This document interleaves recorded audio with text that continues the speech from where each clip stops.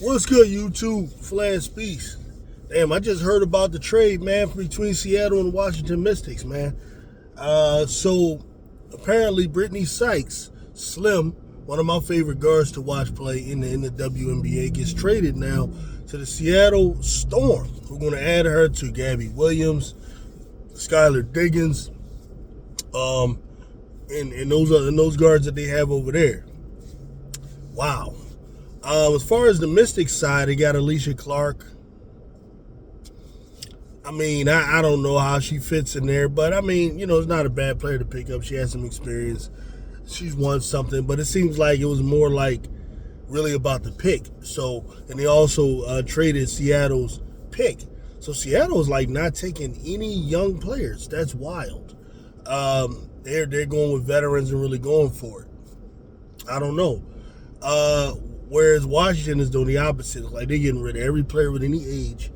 And they're just picking up, a lot of young players. And I heard that Aaliyah Edwards might be on the trading block as well. I'm interested in seeing what happens with that. I would like to see Aaliyah Edwards probably go to Dallas, link back up with Paige Beckers. That's something I would like to see. They played together at UConn. Now, what's crazy when I look at this here, as I'm learning about the WNBA now, I believe I would be the man in the WNBA if I had Jeff Pagliola's job, or one of these GM's jobs. Like, these moves are, like, wild to me. This is, like, nothing like the NBA. All-star players get traded for nothing. And then I also saw the Chicago Sky Central. The brother over there, man, forgive me for forgetting his name, but shout out to them. He posed the question of whether or not Ariel Atkins should be on the trade deadline, be on the trade block by the deadline. So should Chicago move her? That is a very interesting proposition and an idea. When you look at what's going on, she's a guard that could really help a team that could do something. She really could. She could really be a help to a team that's threatening to do something. Chicago Sky, man, it's a wrap right now. And I don't think that's a wild idea. It depends on, of course, what you could get. If you could get something, a pick, either this year or the year when Juju's coming out for Ariel Atkins, I would look into that. You might be able to get a couple of picks. Who knows? This league is wild. The things they're giving up and the moves they're making. So, man, I might would do that, to be honest with you. Or you can keep Ariel. I'm okay either way. But Jeff has got to be one of the worst GMs in the league. He got to be. To not be making these moves when all of this movement is happening. All of this movement is happening. Now I guess he doesn't have a pick to work with because he already, traded that for HVL, which is looking like a mistake. So I guess I get that. But maybe this is the way you get a pick. You need to be starting to, you need to be throwing some stuff together and throwing it at somebody, I believe, man. This is like just too easy. It seems like it's a sucker born every minute in the W. And like, why is this dude not doing anything? Like, if it's me, man, listen, I'm gonna tell you, if it's me, for real, I would be shopping Ariel Atkins. I'd be trying to get a top 5 pick. If I get a top 5 pick, I'm doing that. Because next season, you got Olivia Miles coming out. You want to at least be able to possibly go and grab her. Some of us, depending on how Flaugier plays next year, I'd be thinking about grabbing her. Her and Angel just got to work that ish out or whatever. Who else is coming out? I don't think Hannah can come out yet. I know Juju can't come out yet. So you had to think about, you also got to plan for that year, which I don't think Chicago has anything for that year. You ain't worry about bets. I gotta go through it. I know there's a number of players. Fulwali, I don't know if she's coming out. I do gotta look at and see who can come out, who's available. But you gotta think about that, because I don't know. I just got the feeling that the Ariel Atkins, Angel Reese thing, even though I do like her with Angel Reese and Camilla and everything, I like some of what I saw. I mean, it just might be a wash, and there's probably better options you can go with. I would just sit down, talk with Angel, or not. Honestly, you guys, it's your job to go out there and just make these moves, man. I don't know, bro. Um, I don't know, but just thinking about Seattle, this is does it make them a real contender? No, I think it makes them better. Makes them better. They're still hurting from not having Jordan, Horston. That's still a hurt piece, but Slum can provide some of that. She can play a little defense. Definitely can get buckets. And right now it's like Gabby Williams is kind of like getting stretched thin on the defensive end, even though Skylar can D up too.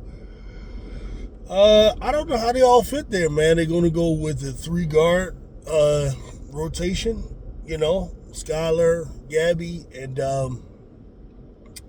Slim. I guess you could. Who handles the ball? I don't know. I think I like Skylar's decision making better than Slim. Slim could play the 2, I guess. Gabby maybe throw her at the 3. I don't know. It's interesting. You still got Nneka. You still got those bigs. So, yeah, because right now they've been playing D Brown's girl, his daughter, Lexi. And I don't think that's the situation they want. So they've been forced to do that. You can throw Slim in there, and that's a much better option for you. Yeah, and it's deep, man. It's gonna be interesting playoffs. With all of that going on. The Mystics, though, I'm trying to figure out, have the Mystics just kind of like decided, look, we're not going to win a championship this year. We're just building.